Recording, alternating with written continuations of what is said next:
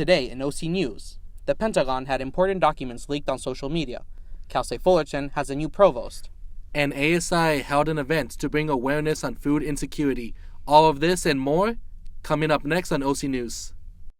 This just now in tech news, the first responder on the scene. There's been a lot of collaborative efforts I feel over the years. blessed to be here in Fullerton. Brought to you by the Broadcast journalism students at Cal State Fullerton.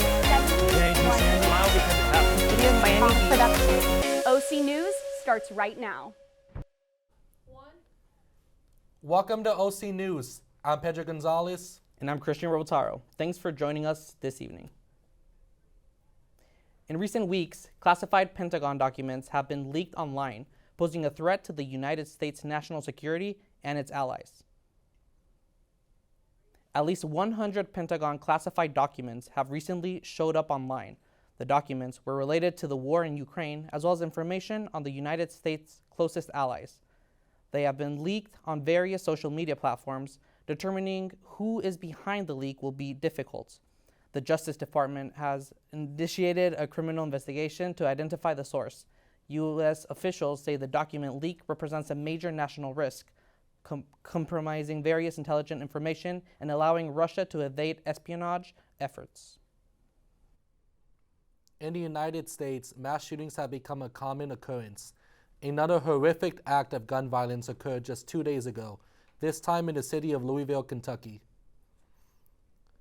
On Monday, 25-year-old Connor Sturgeon opened fire inside the Old National Bank where he worked. 4 people were killed and 9 were injured before police shot him dead. Images of Sturgeon entering the bank minutes before he opened fire were released.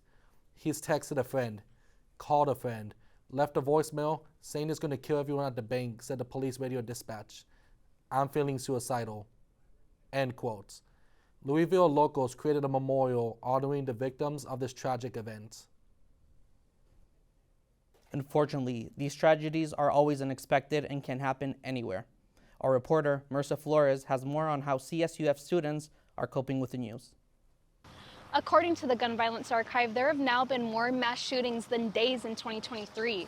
The most deadliest of those mass shootings actually came earlier this year in Monterey Park, very close to students here at Cal State Fullerton. I came to campus today to ask students how safe they feel and if they're prepared. In the first 10 days of April alone, there have been at least 15 documented mass shootings. A large amount of these tragedies have occurred on school campuses across the country. CSUF students such as Cameron Macedonio, however, know it's not just a school issue. Honestly, I don't think it's just an on-campus thing. I think I do feel less safe everywhere. I love going to the movies. I'm always thinking of ways to get out, or what if, just a bunch of what ifs. I think a lot of people can relate to that right now. According to the archive, a mass shooting occurs when a minimum of 4 victims are either shot, injured, or killed. People in Kentucky experienced the most recent of these mass shootings on Monday, when 5 people died and 8 were injured inside of the Old National Bank in Louisville. Last month, there was also a shooting outside of a restaurant in Memphis, Tennessee. But there are possible ways for this recent increase to come to a halt. In fact, student and Titan TV executive producer Gavin Ong has seen it happen. Well, I am a firm believer that gun control is a very good thing to happen because I'm from Australia. A history of us, we had a mass shooting one time back in the early, I forgot what date it was, but then after that mass shooting, the government bought back all the guns, a buyback program, and then we've never had a mass shooting afterwards after that. So I firmly believe on gun control. Mass shootings do not make up the majority of gun violence, but the effect they have is perhaps more significant than isolated attacks. With OC News, I'm Marissa Flores. Coming up next on OC News, Governor Newsom eases drought restrictions for the state of California. And Cal State Fullerton has named a new interim president for the next semester. All this and more coming up next after the following commercial break.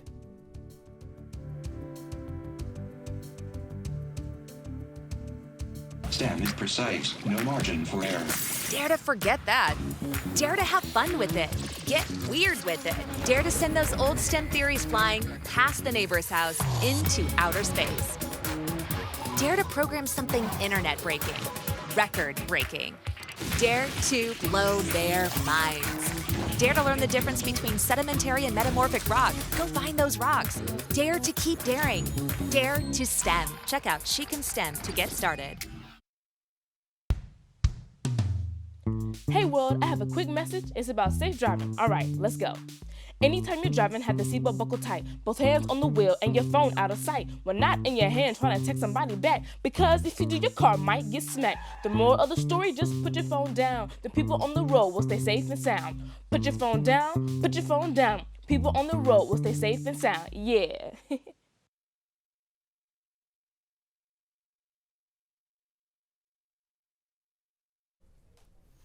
California had the highest percentage of rainfall in the past 40 years. What does this mean for its drought status? Heather Solis has the latest. Between October and March, California had more rainfall than any other year since 1982 to 1983. A few other years had notable rainfall, but the perception these past few months had been unusually high and welcome to a drought-stricken state.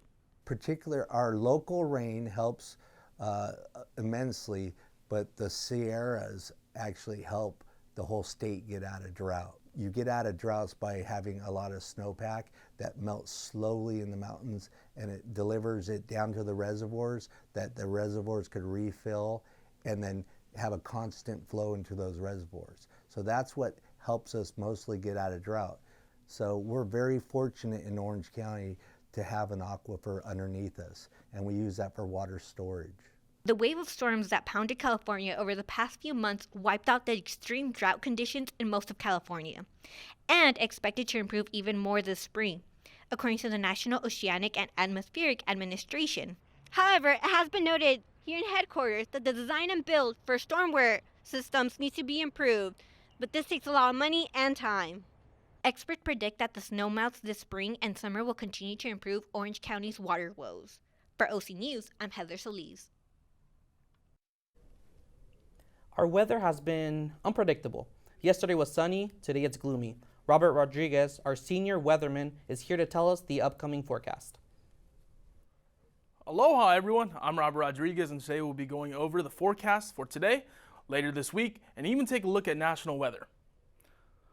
So right now, our current weather forecast is right now it is 64 degrees. Our low is going to be 56. We do have northern winds of 5 miles per hour, and it is a humidity percentage of 73%. The sunrise this morning was at 6:24 a.m. and sunset is at 6:21 p.m. Now let's take a look at that 5-day forecast. So we started out today, obviously, with a cloudy day, but as we look towards the weekend, we do start out with some sunny 70s, as you see on Friday and Saturday.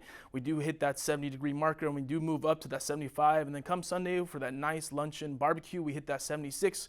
The lows are pretty standard. They stay in the low 50s, so make sure you do wear a sweater when you go out. Now let's take a look at our national forecast. So our national forecast, it's pretty wild right now. Right here on the West Coast, we are experiencing some lows, while in the Midwest and on the East Coast, they do have some highs right now. Some of the states and cities that are in the Midwest and East Coast that were kind of low last week are actually showing temperatures in the high 70s and early 80s, which show that we are moving away from that wintertime and more into that springtime weather, but perfect for that relaxation. So that is it for the weather report here for today. Stay tuned for next week for the weather, and back to you guys at the desk. Thank you. Cal State Fullerton will have a new interim president come early August. Bryce Bautista has more information with this report. Earlier this week, CSU Interim Chancellor Jolene Coaster appointed Sylvia A. Alva as interim president for Cal State Fullerton. This news comes after the current president of Cal State Fullerton, Fran Vergy, announced in January that he'd be stepping down from the position and retiring. Alva, the current CSU Executive Vice Chancellor of Academic and Student Affairs, will make her return to Cal State Fullerton, where she began her career in higher education as an assistant professor. With her pending departure, the planning for the transition and leadership of the CSU Division of Academic and Student Affairs is currently underway. Some students see Alva's presence as a welcoming one. I feel like it's definitely going to be a new change for the school. I feel like it's going to be a great change as well. Probably a lot of growth and different, maybe, new programs might be attending to the school. So I feel like it's a great change. I'm new at the school too, so I kind of read a little bit about the new president. While other students take note that Alva's interim presidency is a step in the right direction for women's rights.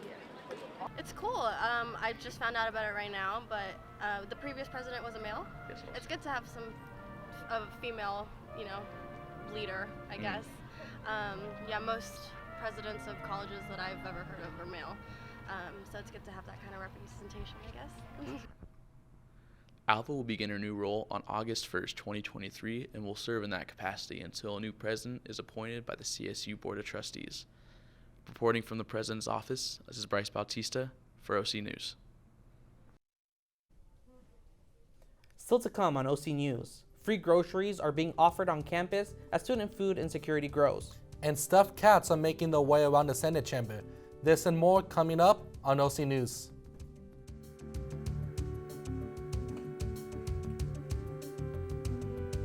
I don't think that many kids in my son's school even do it. He makes fun of his friend who vapes. He would never try it. She's into soccer. She's on the honor roll. She's just not the type. No way. No way. No way. No way, my kid would never vape. Get your head out of the cloud. Today, nearly 8,000 kids will start vaping. Maybe even yours. Learn about the dangers at talkaboutvaping.org.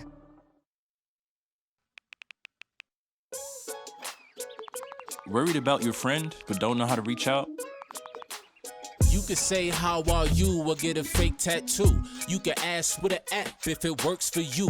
You could chat with them in VR, it's all good. If you think you should check in, yeah, you should. Whatever gets you talking. Reach out to a friend about their mental health.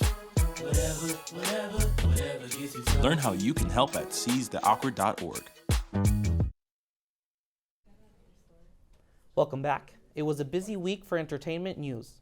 Our entertainment anchor, Gwendolyn Miller, has all the scoop. Lots happening in Hollywood and elsewhere. I've got the latest on Jack Black's music feature in the new Super Mario Bros. Film, as well as a possible new engaged couple. Take a look. It is rumored that Millie Bobby Brown and the son of the famous Bon Jovi, named Jake Bon Jovi, have tied the knot. The 19-year-old star of Stranger Things uploaded a picture on social media where she was embracing her partner, Jake Bon Jovi, and had a significantly large ring on her engagement finger. Brown accompanied the photo with the caption, "I have loved you for 3 summers now, honey. I want them all." Around the same time, Bon Jovi shared an image on his own social media accounts, featuring the couple gazing out to the sea with the caption, "Forever." Bon Jovi, who is 20 years old, is the son of rocker Bon Jovi. Millie Bobby Brown's team has not yet confirmed if this engagement is official. Actor Jack Black exposes himself in the love song Peaches, which is dedicated to Princess Peach, who is the unrequited love of his character Bowser in the Super Mario Bros. Film.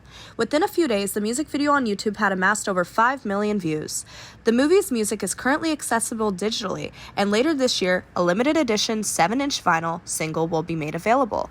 Despite being known for his acting, Jack Black has also dabbled with music. He is the lead vocalist of the group Tenacious D. Visit your local theater to watch the brand new Super Mario Bros. Film, which is currently playing. The movie's runtime is 1 hour and 32 minutes, and it will be available to watch on Disney Plus starting on July 8th. My name is Gwendolyn Miller, signing off with OC News. There you have it, folks. What do you think about Millie Bobby Brown? Do you think she's actually engaged? Only time will tell. Back to you, Pedro. The ASI Food Pantry hosted another pop event where students were able to receive free food and learn more about basic need resources on campus. Reporter Alexis Ray Johnson-Folks has the story. So we mainly want to tackle food insecurity, so we realize that not a lot of people know about our resource. So this is a great way for outreach and then to be able to give out free food to students. Food insecurity has increased in many communities across the world, one being CSUF college students. Well, I am a student, and students don't really got money like that. I actually started a job like last week trying to make that change. I was checking my bank account. It was double digits, and I needed money, and I don't got money like that for food, and I was hungry. This ASI food pantry is currently serving about 600 students per week and distributing about 3,500 pounds of food per week as well. It's completely a great event, and students are saying that it's super beneficial to them and their needs. Many pro students, they can't eat food, they can't drink milk, they can't care about their healthy. So I think the event is so good for them. To learn more about the ASI food pantry, students can go to www.fullerton. So Pedro, have you ever been to the pantry? I have actually, and I think it's very great, and it's a very amazing resource here on campus. I've actually gone and seen what the food pantry has done on campus. I've seen them set up like little tables outside the TSU. I've seen them put on events here on campus pretty much. And the fact that they're able to help out so many students here on campus, it's really amazing to see. I've seen people that are not the most privileged, and the food pantry, they give out so many blessings here on campus, just giving out free food, basic needs services, and things along those lines. I think it's very amazing to see. And it's something that, as a student here on campus, we're pretty much, that's one of the best resources we can have here. Yeah, it's definitely a good thing to see. Anyways, it's been a full week of action in the sports world. Jessica Hernandez is in the studio to tell us the latest. Thanks, guys. We're going to look into the baseball and soccer world. We're going to start with the Dodgers first. Dodgers were playing against the Giants. The bottom first with runners on second and third base. Player Jock Pederson takes Dustin May into the right field for a double play. Top six with 2 outs and bases. Wayne Miguel gets struck out. Bottom eight, David July hits a 2-run home run, making it 4-0. Bottom eight again, Brandon Crawford hits a solo home run, making the final score to be 5-0. Now into the National Women's Soccer League. They announced a new soccer team in San Francisco in the Bay Area. The idea of the new soccer team was pushed from former players Allie Wagner, Brandy Chastain, Daniel Shannon. The Bay Area has not had a professional women's professional team since 2010. The team has no name yet, but the team will be joining into the 2024 season along with the new 2 teams for Utah and Boston. This past Saturday, MLS announced that there will be an investigation into a racist remark. The racist remark was made during the 54th minute of the New York Red Bulls versus San Jose Earthquakes match. Red Bulls forward Dante Manzier apologized. He will actually be stepping off from the team until further notice. Now, that's a wrap for our weekly sports. I'm Jessica Hernandez. Now back to you guys. The North Dakota Senate got a new member in its governing body to help provide some fun and laughter. For more, we go to CNN reporter Maya Fleck with the story. A stuffed cat might be the last thing you'd expect to see, and that's the reaction it gets from senators like Kristen Roars. Oh no, what is it for? So it's for a bill that was one of the first bills that was passed through both the Senate and the House, and the governor signed on increasing the THC limit for medical marijuana. And so there's a little catnip on my desk now. So there are a couple of women who got the tradition going, calling themselves the front desk force. They were inspired by a senator and got creative with props and poems. Well, the first thing was Senator Meyer from Grand Forks brought the cat in. And it started out as a therapy cat, and so he put a note on it and put it on the next senator. To earn the cat, it entails something being an inside joke, something ending up being controversial, or just a big life event happening for a senator. And when someone gets it, all the senators have to huddle around and go, you gotta go over and see the cat. That's pretty good, pretty funny. During their breaks, the cat gets lots of different reactions and sparks laughter. Okay. That's from you. Yeah. This is the part of session where you need some comic relief, and so it was one of those things where I wasn't stressed out, but had I been, it would have been a good thing to help lighten the mood. And then Senator Kaniainen had a baby during session. So the cat had a litter of kittens during that time. And that is also when we had the diaper tax bill. They're not sure if the cat basket will become a tradition, but they're having fun with it.